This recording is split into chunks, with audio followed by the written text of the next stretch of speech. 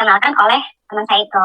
Ya, dikenalkan di Karanghau ya. Kalau teman-teman tahu itu tempat yang berkarang itu yang biasanya orang-orang datang tuh dari mana aja ya, kalangan jadi gini, semua kalangan bawah, menengah sampai atas tuh mereka datang ke situ untuk memohon, gitu, memohon kepada setan Nyi Roro Kidul, gitu ya. Dan saya dikenalkan di situ. Saya itu pertama kali saya dikenalkan dan saya dikasih tahu bahwa kalau kamu mau minta apa aja akan dikabulkan. Wah, saya senang gitu. Saya pikir udahlah ini pekerjaan kan. Dan saya perkenalkan diri saya kepada setan Nyi Roro Kidul itu ya. Saya minta suami. Karena kan saya pikir dulu suami saya tuh buat saya tuh kurang bahagia gitu, kurang puas lah. Saya ingin ini itu, saya sebagai wanita tuh mau lebih gitu ya. Dan minta pekerjaan lebih lagi, minta uang, pokoknya keinginan wanita lah gitu, yang semuanya saya keluarkan semua pada si setan Nyi Roro Kidul itu. Waktu itu saya nggak tahu, saya nggak mengenal ya, makanya saya kenalan pertamanya di situ dan saya ketutup saya udah nggak mikirin rumah lagi, udah nggak mikirin apa-apa. Akhirnya pindah tempat, saya dimandikan di 7 sumur itu, kalau nggak salah 147 ya, kan ada 7 sumur tapi nggak semuanya. Terus gitu pindah tempat lagi, di makamnya, di goa-goanya. Jadi di goanya ya, ada 2 kalau nggak salah, 2 goa gitu.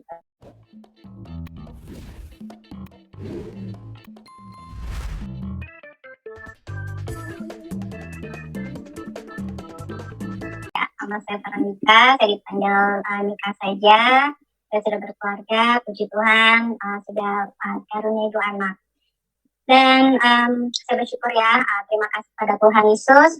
Kembali lagi untuk menyaksikan kita kasih Tuhan di tempat ini, dan biarlah kesaksian saya ini menjadi berkat buat teman-teman semua yang hadir, yang menonton, menyaksikan. Saya itu pernah terjerumus di kuasa gitu, dan itu tidak saya inginkan gitu, dan itu memang saya nggak tahu kok saya bisa tiba-tiba ada di situ. Jadi memang saya ini udah sekitar tahun 2018 di akhir Oktober.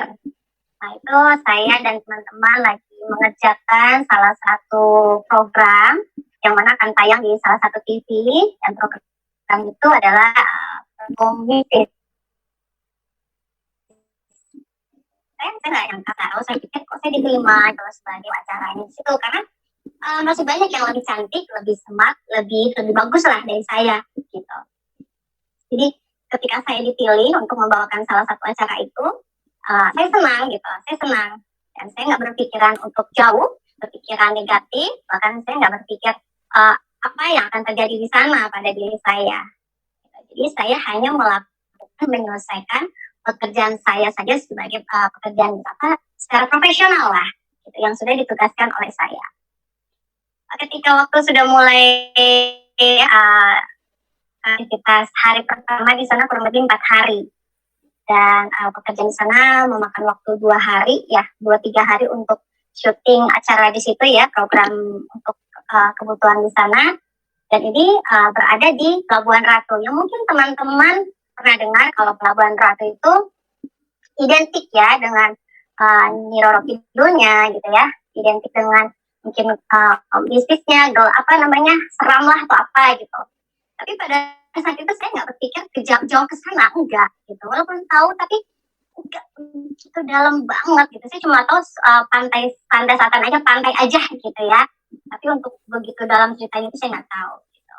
Yaudah, pas saya udah terima, saya senang, kita ambil gambar, dan waktu hari pertama itu kami perkenalan ya dengan tim, dan juga program itu saya punya pasangan gitu. Pasangan itu yang artinya dua yang membawakan acara itu 2 orang gitu, saya dengan seorang laki-laki gitu.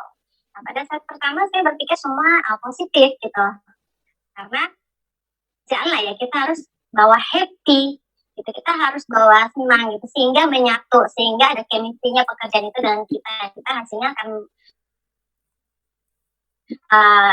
puas gitu. Nah, akhirnya berjalan waktu, ketika pertama kali saya tahu Pelabuhan Ratu, saya tahu setan Nyi Roro Kidul itu, saya diperkenalkan oleh teman saya yang ajak, yang buat pasangan untuk acara itu. Dan dia juga udah berkeluarga, udah punya istri, udah punya anak, dan saya belum berpikir jauh lah di situ. Akhirnya diperkenalkan oleh teman saya itu. Ya, dikenalkan di Karanghau ya. Kalau teman-teman tahu itu tempat tempat yang berkarang itu yang biasanya orang-orang datang tuh dari mana aja ya, kalangan jadi gini, semua kalangan bawah, menengah sampai atas tuh mereka datang ke situ untuk memohon, gitu, memohon kepada setan Nyi Roro Kidul, gitu ya.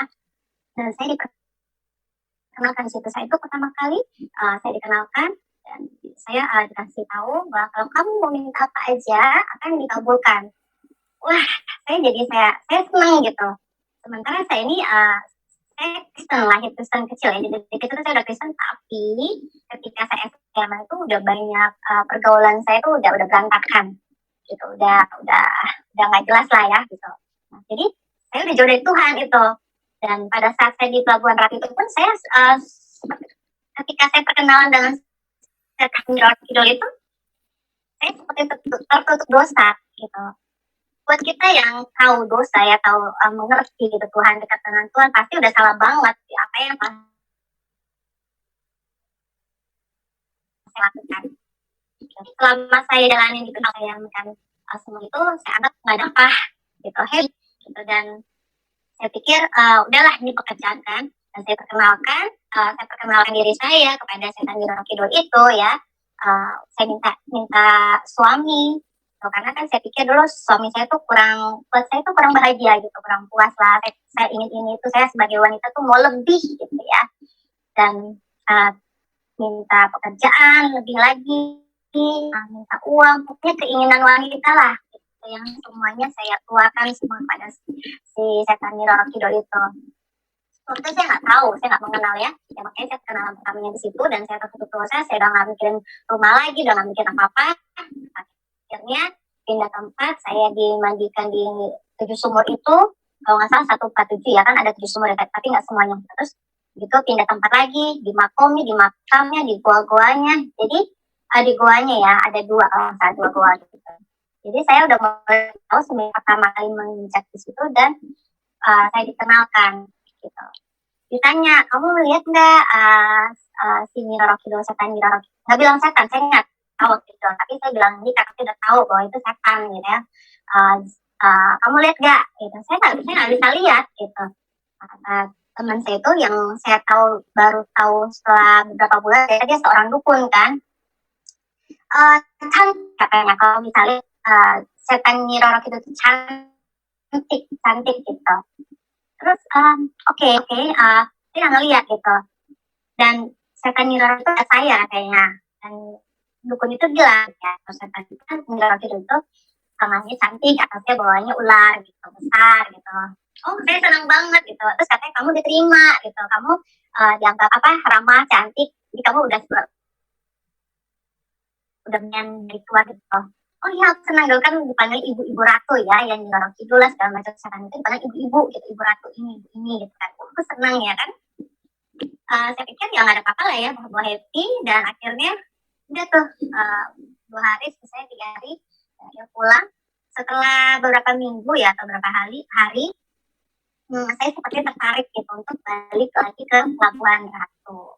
Dan saya balik lagi ke Pelabuhan Ratu, tapi gitu, saya dengan si dukun itu. Awalnya tahu saya akan tertarik gitu ya, nggak karena udah ada istri, udah ada anak gitu. Oh ternyata untuk menyatukan si dukun itu dengan saya gitu. Dan terus kan ya seperti biasa lah ya, orang pacaran, keluarga, sahabat, teman-teman nggak semua tahu gitu. Kalau saya sedang sedang ada hubungan, udah saya berzina sama setan, sama manusia gitu. Jadi semua hal bodoh, semua yang nggak lain itu saya lakukan gitu, tanpa saya mikirkan keluarga. Saya tinggalkan pekerjaan, waktu itu saya lagi ada pekerjaan juga ya, saya masih ada pekerjaan yang harus saya selesaikan, saya menghindar dengan berbagai alasan gitu. Dan akhirnya waktu berjalan, kita itu keluar kota juga. Jadi ada ritualnya keluar kota, dan itu di Jawa, kebanyakan di Jawa ya. Dan saya dimandikan juga di pemandian apa tuh namanya, Sunan ya atau apa gitu ya. Terus ya cantik lah kayak ini gitu. Dan akhirnya bulan-bulan sorry, oh ya ini kan pengikut itu ada kurang lebih 6 atau 5 orang ya pengikut si dukun itu. Kalau satu pergi, satu ada yang datang gitu. Niatnya awalnya masih bagus gitu. Penawaran dari si iblis setan itu bagus, indah gitu ya. Saya tidak berpikir akan ada akibatnya lah gitu. Saya nggak berpikir sama sekali gitu. Dan setan ibu-ibu yang namanya kita teman-teman ibu Nawang gitu ya, Kencana Wungu, nah itu semua setan itu, dan ada 3 setan itu yang bisa masuk ke dalam diri saya. Jadi setiap menit, setiap detik, setiap jam tuh saya berganti-ganti, dan saya tuh capek, tapi saya happy. Karena saya orang yang bangga banget, seorang wanita yang saya senang banget, saya bisa dapat semuanya yang ada gitu. Jadi pengikut dukun itu kan 6 orang, keputusan kan dari saya gitu, makanya sistem masuk ini tunggu keputusan dari saya lah. Jadi saya tuh merasa wow gitu, jadi lo harus ikutin kata gue dulu gitu, ibaratnya kayak gitu ya gitu. Udah akhirnya waktu berjalan oh ya saya juga sempat ke doa ke pemakaman gitu, ke mana, ke makamnya itu nggak boleh kita ya, sangat dilarang sekali gitu. Saya nggak tahu, jadi saya jalanin ke semua di gua sampai saya tidur di laut lah, di batu-batu gitu, demi karena saya mau dapat semuanya, mau dapat pasangan. Ternyata saya dipasangkan dengan dukun itu. Saya nggak tahu doa ritualnya apa ya, ada perjanjiannya si dukun itu dengan setan itu, setan itu apa sih, nggak tahu gitu ya. Maksud program itu saya nggak tahu apa gitu, karena sampai saat itu pun nggak ada ditayang gitu. Saya nggak tahu modusnya apa gitu. Nah sekitar bulan Juli atau Juni itu hari pertamanya sih ya, waktu 2019 waktu Lebaran ya, kayak Tuhan tuh ingetin gini nih, gitu saya yang gitu, kayak ingetin gitu, ini keluarga semua sakit semua, tapi satu hari jadi yang ringan aja gitu. Saya kaget gitu, kayak Tuhan, saya minta maaf Tuhan, ampuni saya gitu. Jadi saya di kamar itu saya berdoa sama Tuhan, saya minta maaf Tuhan Yesus, saya tolong saya, selamatkan saya dan keluarga saya, minta maaf. Saya sampai minta doakan sama papa saya, sama kakak saya yang pertama ya, kakak saya doain saya, kan saya jarang sekali untuk minta doakan gitu, dan mereka kaget gitu. Saya bilang enggak ya, akhirnya didoakan. Udah tuh hari pertama saya bertobat, tapi teman-teman maaf, saya bertobat itu sementara gitu, karena waktu itu memang agak susah banget gitu, dengan perlawanan yang saya harus bisa gitu. Waktu saya balik bertobat sementara, saya balik lagi berhadapan dengan berhala-berhala itu. Saya harus menyembah yang tadinya sebelum saya bertobat sementara itu, tadinya tuh saya takut kan, saya iya aja, saya ikuti doanya ya kan, pokoknya gak ada rasa takut lah, pokoknya saya ikuti setiap pagi, subuh, malam tuh saya harus berdoa, saya kasih apa gitu ya, pokoknya ikutin doa ritualnya. Nah setelah saya minta Tuhan, saya bertobat sementara itu, saya mulai kayak ada perlawanan gitu, dan Tuhan tuh kayak seperti gini loh, walaupun saya belum tahu Roh Kudus kerjanya bagaimana ya gitu. Jadi kayak Tuhan tuh nahan gitu. Jadi ya Tuhan tolong, karena waktu saya kan jarang berdoa ya dulu, tapi saya memohon sama Tuhan, saya minta maaf, saya berdoa sama Tuhan walaupun sedikit pelan-pelan. Terus Tuhan kasih ayat ya, di pertama yang Tuhan kasih ayatnya itu di Mazmur 16 ayat 1. Jagalah aku Tuhan, karena aku berlindung padamu ya, aku tidak kurang seperti itu. Itu terus aku apalin, pokoknya aku masukin. Jadi ini benar-benar kayak saya tuh kayak beradu gitu. Ini emang dasar setan gitu. Pokoknya saya tetap jalanin tuh. Saya pada waktu itu saya yakin pas ya udah saya jalanin dulu Tuhan. Dapat saya suatu saat pasti adalah rencanamu Tuhan. Saya berpikir gitu. Udah saya tahu saya waktu saya mulai mendekat sama Tuhan ya, saya Halo Ibu Vero, gimana Ibu Veronica, Ibu Veronica, bisa dengar suara saya? Iya, ini kebetulan ya ada juga dari teman-teman, signalnya katanya putus-putus Bu. Signal, apakah di situ Bu bisa di spotnya bisa di geser sedikit Bu? Memang dari tadi sayang Bu, putus-putus, dia agak nge-freeze suaranya juga Ibu, hilang-hilang. Sayang kan Bu kalau kesaksian ini tidak didengar dengan baik. Apa ada posisi yang bisa mendapatkan signal yang lebih bagus Bu di situ? Ini sudah, coba saya Sebentar ya, iya. Masih Bu, dia masih agak nge-freeze kayak nge-lag begitu Bu. Dia nggak smooth begitu. Ya, coba ya. Masih? Ya, oke. Ini mungkin lebih baik. Kita coba ya Bu ya. Silakan lanjut Ibu. Silakan. Ya, jadi pada waktu saya udah mulai dekat sama Tuhan, semakin Tuhan kasih ayat ya, buat Tuhan tuh berbicara lewat ayat ya, Alkitab, firman Tuhan. Karena dulu kan saya jarang berdoa, jarang sentuh Alkitab. Padahal nih saya iman Kristen, padahal saya Kristen lahir dari kecil, dari lahir gitu. Tapi saya melakukan selayak orang Kristen tuh nggak ada. Gitu. Itulah saya jauh dari Tuhan. Tapi ketika Tuhan mulai kasih ayat, berbicara di 16 Kisah Para Rasul 16 ayat 31 yang tadi saya bilang, kalau saya percaya si rumah selamat gitu. Oh, saya bersyukur, saya terima kasih sama Tuhan, saya yakin, saya percaya kalau Tuhan pasti selamatkan gitu kan. Akhirnya saya mulai pertentangan tuh dengan kuasa kegelapan saya lawan gitu. Sekalipun saya balik lagi, tapi saya lawan doanya gitu. Tadinya kan doanya sepenuhnya tuh ya, dengan segenap hati saya memohon meminta pada setan-setan di roh kidul itu kan, ibu setan-setan itulah yang dari bencana wungu dan segala macam gitu. Dan setelah itu saya lawan gitu loh, karena saya udah gak takut karena Tuhan sendiri berbicara lewat firman Tuhan yang tadi saya di Mazmur dan di Kisah Para Rasul 31 kan. Dan itu akhirnya saya nggak kuat gitu. Sebenarnya saya udah nggak kuat, udah mulai nyerang ke nyawa ke keluarga saya gitu. Pada saat itu juga puji Tuhan ya, Tuhan benar-benar menyelamatkan. Jadi nggak ada setan nggak bisa mengambil keluarga saya, karena saya pegang janji Tuhan pada saat itu. Padahal saya nggak ngerti, saya masih belum mengerti soal Tuhan tuh bagaimana gitu baiknya ya, begitu dosa yang jangan kita lakukan. Pada saat itu saya nggak tahu, jadi saya kayak ikutin aja gitu, ikutin yang Tuhan kasih udah. Padahal saya udah nggak kuat loh, saya udah nggak kuat sama sekali.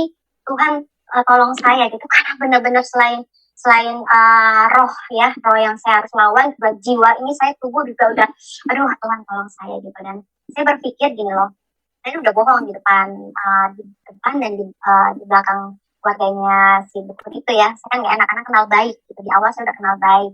Nah, mereka taunya saya hanya kerja profesional gitu, dan selebihnya nggak ada gitu, nggak ada yang aneh-aneh deh gitu. Ternyata udah mulai tercium baunya kan, dan saya memikirkan keluarga saya gitu, saya ngeliat anak-anak saya gitu. Saya mulai Tuhan udah saya mulai mulai nggak nyaman gitu, nggak nyaman. Sekitar bulan Agustus atau bulan pokoknya sekitar pertengahan 2019 saya mengajukan suatu kayak perceraian dengan suami saya. Saya cerai dengan suami saya ajukan, udah hampir sidang 3 kayaknya, sidang keempat, sekali lagi saya datang, saya akan cerai, nggak ada lagi gitu, pokoknya saya cerai gitu ya. Ternyata disitulah ketika saya mau keluar dari kuasa gelapan itu memang susah banget ya, memang saya udah nggak tahu mau ngapain lagi, dan saya teriak sama Tuhan Yesus, saya udah nggak kuat. Itu sekitar bulan November, awal November 2019 ya, awal November 2019, Oktober tuh akhirnya tuh saya udah nggak kuat. Akhirnya awal November saya udah teriak, Tuhan capek Tuhan, saya udah nggak kuat gitu. Karena saya istrinya udah mulai menyerahkan ke saya si dukunnya itu, suaminya, dan saya nggak mau gitu. Saya nggak mau, saya masih punya anak-anak saya, ada anak saya gitu, saya nggak mau, Tuhan, saya takut gitu. Dan saya juga nggak mau keluarga saya nggak mau. Saya masih berpikir, ini saya seorang wanita memang walaupun nggak layak di hadapan Tuhan pada siapapun, tapi saya mau berubah gitu. Akhirnya saya udah teriak capek, di saat saya bilang begitu saya menangis. Teman-teman, ternyata Tuhan jawab. Awal November saya putuskan, saya akui sama istrinya, saya bilang maaf ya, saya nggak akan ganggu lagi. Saya minta maaf, saya nggak akan ganggu lagi, silakan, udah saya tutup. Akhirnya saya minta maaf sama Tuhan, pokoknya saya benar-benar Tuhan, udah saya saya mau ikut Tuhan Yesus, saya mau fokus Tuhan Yesus, saya mau saya bertobat Tuhan sungguh-sungguh, saya putus kontak semua, putus nomor semua saya ganti, HP sampai email semua saya ganti gitu. Jadi saya nggak mau nggak ada urusan lagi dengan keduniawian saya, kedagingan saya yang dulu. Saya bilang saya bertobat Tuhan, saya udah nggak mau ambil pekerjaan saya yang dulu, saya udah nggak mau lanjutkan. Saya mau ikut Tuhan Yesus, Tuhan tolong saya harus bagaimana. Jadi Tuhan bilang, waktu itu Tuhan bilang gini sama teman-teman, cukup, kamu cukup gitu. Nah terus dosa-dosamu cukup gitu, maksudnya Tuhan apa gitu. Aku sampai nggak tahu ya Tuhan sampai ngomong kayak begitu. Akhirnya Tuhan juga bilang gini, kamu nanti lihat di kesaksian-kesaksian juga firman Tuhan yang disampaikan oleh pendeta-pendeta yang ada di YouTube. Yang artinya untuk asupan firman Tuhan, untuk asupan untuk aku gitu ya. Dan waktu itu saat itu Tuhan belum bilang kamu soal pendeta belum. Jadi Tuhan mau Tuhan yang pimpin loh gitu. Jadi Tuhan bilang fokus kamu lihat teman-teman Tuhan yang disampaikan oleh pendeta di YouTube dan juga lihat kesaksian-kesaksian.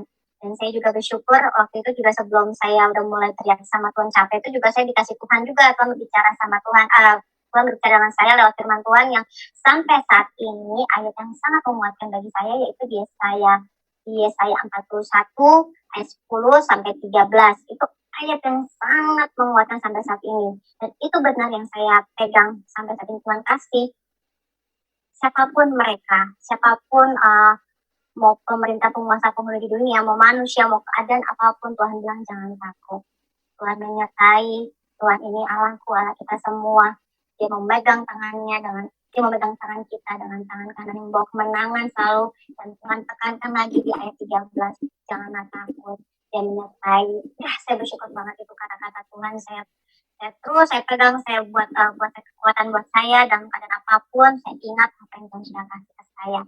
Dan Tuhan juga bilang sama saya waktu sampai saya proses saya berhubungan, saya belajar dekat dengan Tuhan ya, proses ya, saya rasakan nikmati prosesnya Tuhan. Dia buat saya dari nol, yang mana sifat-sifat saya yang dulu yang jelek, yang kurang, dia gantikan, dia perbarui, pokoknya dia sempurnakan menurut hati kehendak Tuhan. Ya, saya merasakan sekali perbedaan yang dulu dengan yang sekarang gitu, karena dia mau dia benar-benar dia mau memperbaharui, dia mau menyempurnakan. Dan saya merasakan yang haus banget, yang lapar rindu pada Tuhan. Sampai saya tuh belum bisa berhubungan dengan teman-teman saya.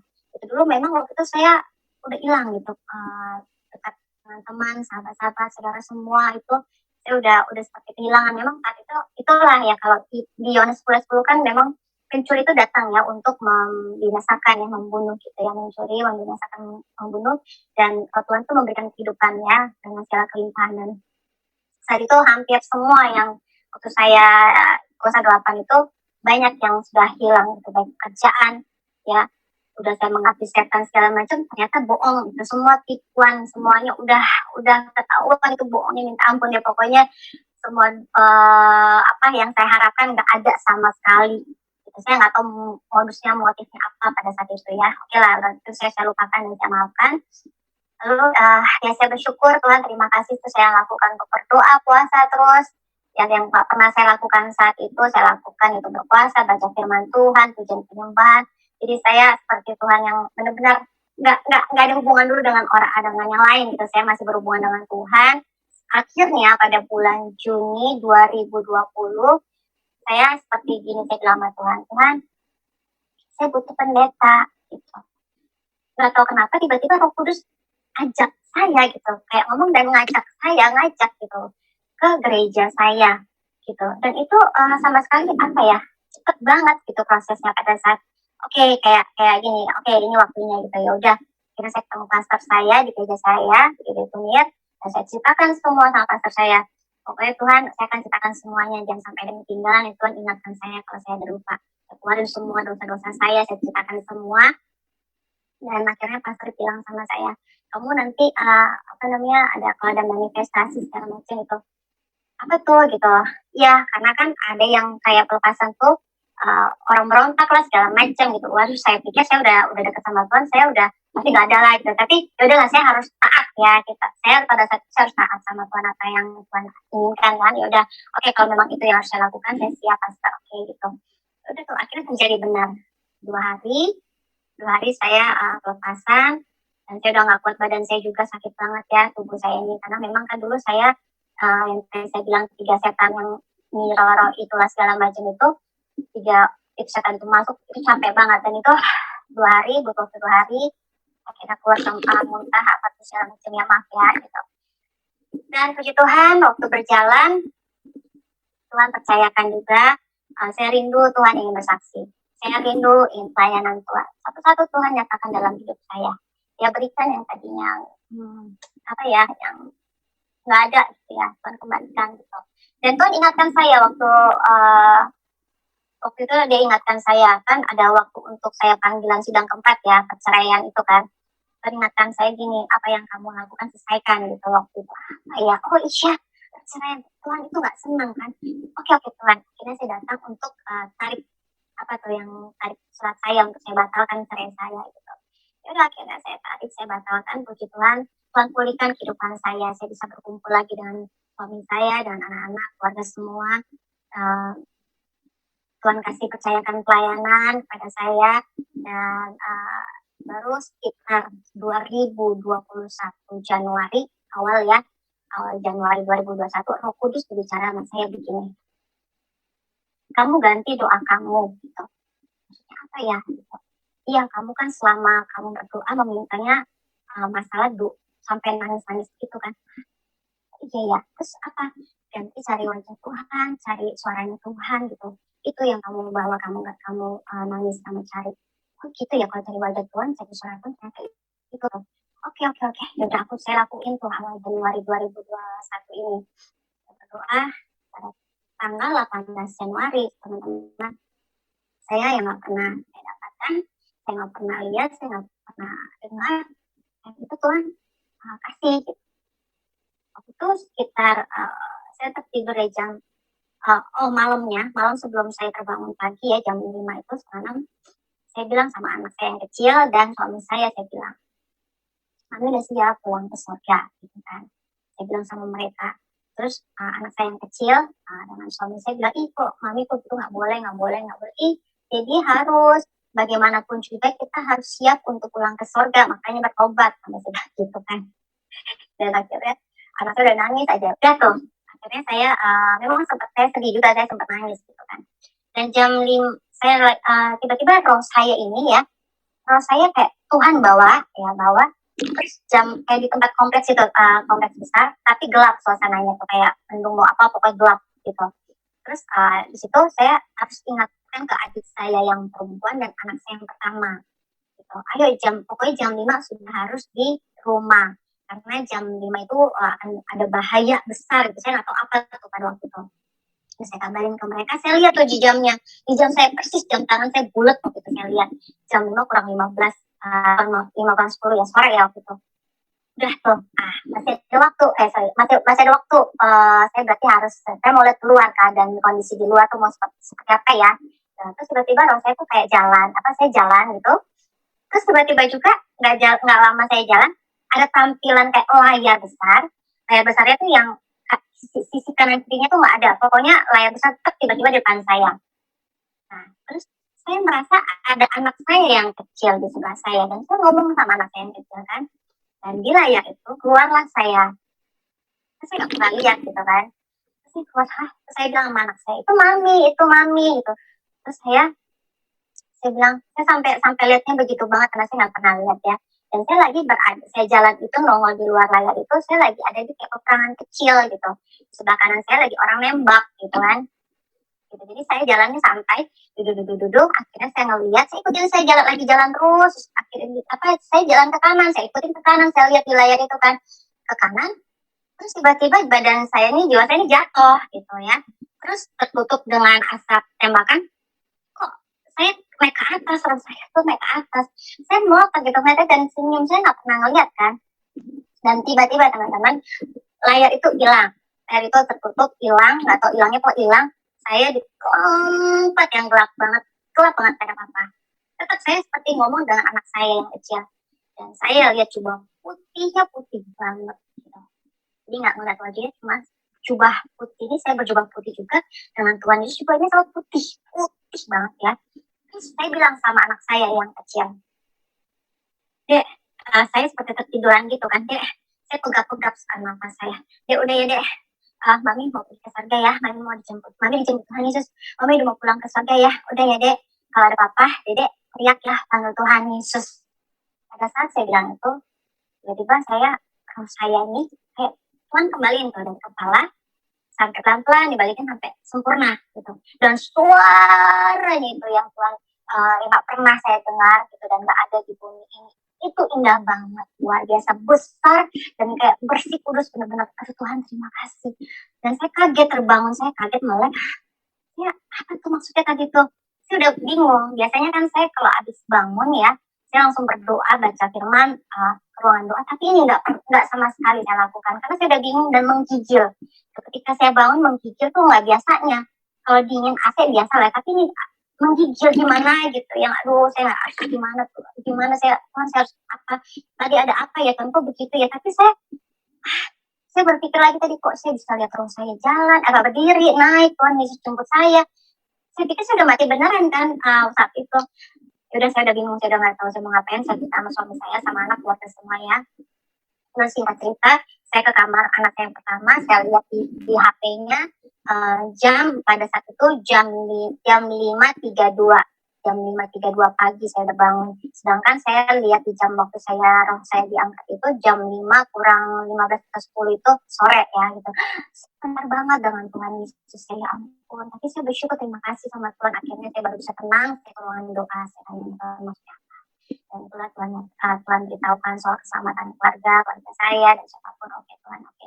Wah luar biasa, itu yang tidak pernah saya lupakan. Dan ketika kita dekat dengan Tuhan, ketika kita mengandalkan Tuhan, kita takut percaya sama Tuhan, Tuhan akan genapi, Tuhan akan nyatakan dalam hidup kita gitu. Dan Tuhan saat itu saya juga Tuhan kayak kasih kepekaan.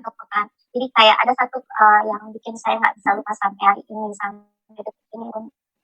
Dia mengajarkan saya untuk saya itu, ini loh yang Tuhan mau, ini apa yang Tuhan inginkan dan apa yang Tuhan nggak inginkan gitu. Dulu saya nggak pernah saya dapatkan seperti ini, jauh dari Tuhan, tidak yang menyakiti dia gitu. Saya bersyukur Tuhan mau terima saya ini kan orang yang berdosa banget gitu. Saya jahat, kalau teman-teman tahu di kesaksian sebelumnya saya jahat sama Tuhan loh, tapi Tuhan baik, dia mau mengampuni, dia mau mengasihi, dia memperbaiki, mencari benar anak-anak yang sesat dan hilang, dan itu salah satunya saya. Dan saya bersyukur juga nanti buat teman-teman juga nggak usah takut kalau memang nggak bisa menyelesaikan masalahnya, cari Tuhan karena dia satu-satunya jalan kebenaran dan hidup kita, dia membawa keselamatan kita sampai ke surga. Dan puji Tuhan, saya bersyukur ayat yang Tuhan berikan pada saya, sama Tuhan yang berbicara setiap teman Tuhan atau keadaan apapun. Dan saya mau ingatkan sama teman-teman, mungkin teman-teman atas sekitar, keluarga atau siapapun yang pernah melakukan dengan saya di masa gelap, pakai kekuatan sendiri, kekuatan setan, itu semua bohong, itu semua membinasakan atau membunuh. Jangan silau dengan harta, jangan silau dengan gemerlapan atau apa, wah dia punya mobil banyak, wah cantik, wah dia begini, bukan saya menjudge, bukan gitu. Karena saya melihat sendiri apa yang kemarin kejadian saya itu, Tuhan seperti, walaupun saya nggak tahu ini Roh Kudus bekerja seperti apa, tapi ada kekuatan Tuhan yang mana yang saya bilang ada perlawanan, dan saya bertahan gitu. Saya bisa karena ada Tuhan saat itu. Dan itu semua Tuhan kasih lihat, nyata orang-orang yang dengan cara setan seperti ini. Saya lihat kederetan mobil di pelabuhan tadi itu, tempat salah satu doa ya, dari 5 semua agama itu ada di situ, dan mereka ini loh yang mengandalkan setan seperti ini gitu. Akan ada tumbal, setan tuh minta tumbal, nggak gratis gitu. Makanya itu yang sempat itu yang dulu takuti. Dan puji Tuhan, Tuhan mengerti keluarga saya, menyelamatkan seperti janji firman Tuhan yang disampaikan semuanya pada saya. Dan jangan takut, apapun yang kita hadapi dalam keadaan terpuruk sekalipun, Tuhan tidak membiarkan, tidak meninggalkan. Kembalilah kepada Tuhan, segera minta mengakui dosa, karena Tuhan Yesuslah yang mengampuni, dia akan membenari kehidupan kita, memulihkan kehidupan kita semua. Terima kasih Tuhan Yesus memberkati. Baik, betapa besar kasih dan kemurahan Tuhan Yesus di dalam hidup Ibu Veronica. Mungkin tadi sempat terputus di awal-awal Bu ya. Mungkin saya mau tanya lagi sekali lagi sebelum saya kasih kesempatan ke teman-teman di Zoom ya. Awalnya Ibu menceritakan bahwa Ibu diiming-iming oleh sesuatu sampai Ibu bisa mengikuti kuasa kegelapan itu. Benar ya Bu ya? Nah, kalau boleh Bu diberitahukan kepada kami, waktu waktu ketika Ibu mulai diiming-iming oleh kuasa kegelapan itu sampai Ibu pergi ke tempat yang tadi yang Nyi Roro Kidul ya, benar ya namanya ya? Saya agak lupa namanya, tapi benar sosok yang itu ya.